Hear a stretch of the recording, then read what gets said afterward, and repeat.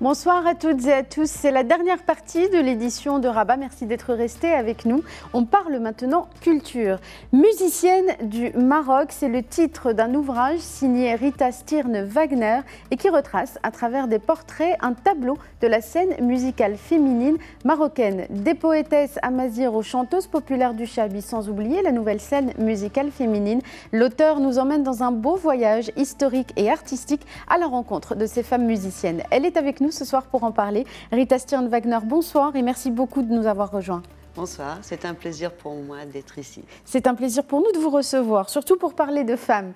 Alors, Rita Wagner, vous êtes traductrice, vous avez été professeure d'université pendant des années, vous avez enseigné à l'Université internationale de Rabat.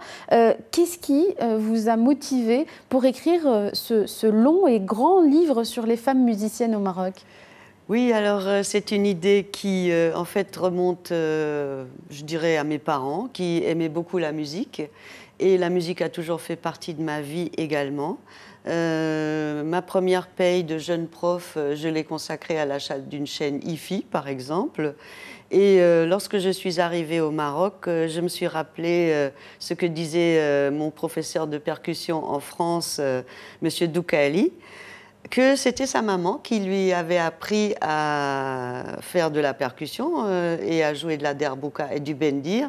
Et donc, quand je suis arrivée au Maroc en 2011, je me suis rappelée de cette anecdote et j'ai observé toutes les femmes qui jouaient dans mon quartier à l'occasion de fêtes. Je suis allée à des concerts, je suis allée au club de jazz du Pietri et j'ai commencé par découvrir la scène musicale de Rabat, puis celle de Casa. Et ensuite, j'ai commencé à faire des recherches et c'est là que j'ai vu un manque de représentativité des femmes dans les archives, dans on ne leur rendait pas assez honneur. Voilà, c'est ça. Donc moi, a priori, c'était un travail qui m'était personnel et c'est devenu finalement un travail de recherche au fil des années et quasiment obsessionnel. Donc, il vous a fallu combien de temps j'ai bien passé 3 ans à le faire. Et je demandais à tout le monde qui est votre chanteuse préférée. Par exemple, mes étudiants m'ont fait découvrir Hindi Zara, les étudiants de la Business School. Et mes collègues aussi me chantaient des fois des chansons. Donc, c'est vraiment un projet qui m'a accompagnée. Et moi, j'ai été accompagnée par les Marocains. Donc, c'est un projet fait de rencontres. Alors, les langues, avant qu'on passe au contenu de l'ouvrage, la langue d'expression, il est rédigé dans les 3 langues, en arabe, en français et en anglais. Oui. Pourquoi ce choix ? Alors, ce choix est un choix du ministère de la Culture, qui est dans une dynamique de codifier le patrimoine immatériel. Et les éditions Marsam s'inscrivent dans cette démarche. Et donc, moi-même étant angliciste au départ, j'ai assuré la traduction de tous les textes de ce livre, assisté par un réviseur, Ian Smith, d'Australie et un autre américain. Et le livre a été édité en Turquie. Et le livre a été effectivement imprimé en Turquie. Imprimé, pardon, oui, aux éditions Marsam. Oui, donc il a un beau parcours, il a déjà un beau voyage. Voilà. Et donc, cette histoire des langues est aussi un constat pour moi au fil des années que certaines... donc, on commence par la diva Kalsoum, d'accord ? Mais elle n'est plus maintenant la référence absolue des chanteuses actuellement, par exemple, choisissent de chanter en darija, comme mais ce qui ne l'empêche pas de s'intéresser à la bossa nova. Il y a le label Rotana qui fait que certaines chanteuses chantent en khaliji. Et puis, il y a d'autres chanteuses comme Hindi Zara chantent en amazigh et en anglais. Et dans la jeune génération, si on prend la couverture du livre, on voit qu'il y a des chanteuses qui sont à l'aise en anglais. Et donc, pour en revenir à cette question du rapport aux mots au Maroc et à la littérature et à la poésie, je pense qu'on s'achemine vers une période où il n'y aura pas que des romanciers francophones, mais aussi des romanciers marocains anglophones. Alors, revenons au contenu de ce livre. Il nous reste 4 minutes. En travaillant sur ces parcours de femmes à travers les âges, est-ce que vous avez pu repérer ou identifier des constantes de cette scène musicale féminine et lesquelles? Oui, la constante pour moi, c'est l'amour absolu de la musique. Je retrace cet amour aussi loin que les pionnières, dont le répertoire est encore interprété actuellement comme Zora El Fassia, avec Arousa Hakamama par exemple, et que malgré toutes les adversités de la vie, cet amour de la musique est le plus fort. C'est un amour quasi divin pour certaines, un amour absolu, et qui se retrouve dans le chant de la poésie soufie. Et c'est également, à l'inverse, un chant social. Si je prends la chanteuse de rap Sultana, ce qui l'a rendue populaire, c'est la chanson Saut and Sa, donc rendre la parole aux femmes. La voix des femmes. Voilà.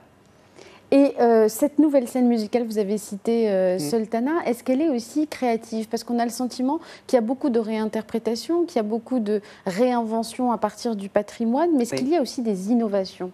Oui, par exemple, pour montrer la voix, je trouve que je pourrais citer Hindi Zara, qui, bien qu'elle n'ait fait que 2 albums pour l'instant, a montré l'exemple d'une artiste indépendante qui est compositrice, musicienne, productrice. Et donc, je pense que ce qui est très bien aussi, c'est l'opération Visa for Music, dont le directeur est Brahim Maznet, voilà, et qui est prévu en novembre, c'est déjà annoncé, et qui permettra à des artistes marocains de se produire hors frontières et d'avoir des labels européens ou étrangers. Et je trouve que ça, c'est une bonne dynamique. D'ouvrir.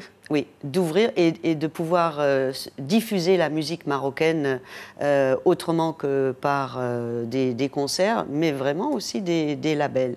Et ma conclusion, c'est le constat que j'ai fait au cours de toutes ces années, c'est la diversité de la musique marocaine, la richesse des interprètes.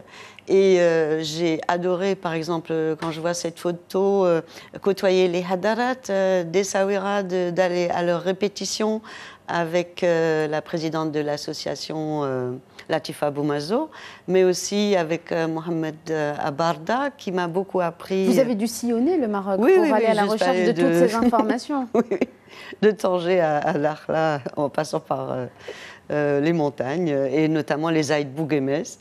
Alors, voilà. Une dernière question sur les thèmes des chansons de ces femmes. Est-ce que ce sont les thèmes auxquels on s'attend, c'est-à-dire peut-être la condition féminine? Vous avez tout à l'heure parlé de redonner leur voix aux femmes. Ou est-ce qu'elles explorent, sachant que par exemple le chant soufi ou andalou auquel vous consacrez certains chapitres ont des thématiques bien précises, mais pour le reste, est-ce qu'elles ont des thèmes bien définis? Alors, le musicologue Ahmed Aïdoun a écrit sur musique et genre et a fait un panorama musical au féminin, et je suis très honorée qu'il ait participé à mon livre. Le constat que je ferais, c'est la poésie qui était déjà présente, par exemple, dans la poésie amazigh, avec Mrereda Night Atik, et je salue le travail de traducteur de René Eloge. Et cette femme a écrit dans ses chants poétiques véritablement la condition humaine au sens de Balzac. Oui, c'est-à-dire qu'elle parle... Le réalisme social. Pas seulement le réalisme social, elle parle aussi d'érotisme, elle parle de la beauté de la nature, elle parle des enfants, elle peut parler d'une grenouille, puisqu'apparemment c'est son surnom. Donc ces chants poétiques, je crois que ce serait vraiment très bien qu'ils soient à nouveau interprétés en amazigh, en tachelhit. Merci beaucoup Rita Stiern-Wagner. Une dernière question d'ordre pratique. Oui. Cet ouvrage, donc publié aux éditions Marsam, est disponible dans les librairies? Oui, alors il est disponible à Rabat, à Kalila ou à Dimna. Il est distribué par Soch Press au Maroc et par Sofiadis pour la France. J'espère que beaucoup de Marocains de l'étranger le découvriront lors des vacances au Maroc et surtout découvriront le talent des femmes.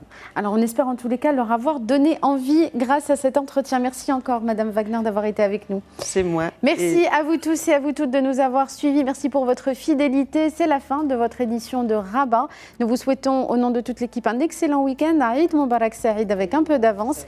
Et puis lundi, on reprend à notre horaire habituel. On vous donne rendez-vous à 19 h pour un nouvel Afrique Soir. Très bon week-end à tous.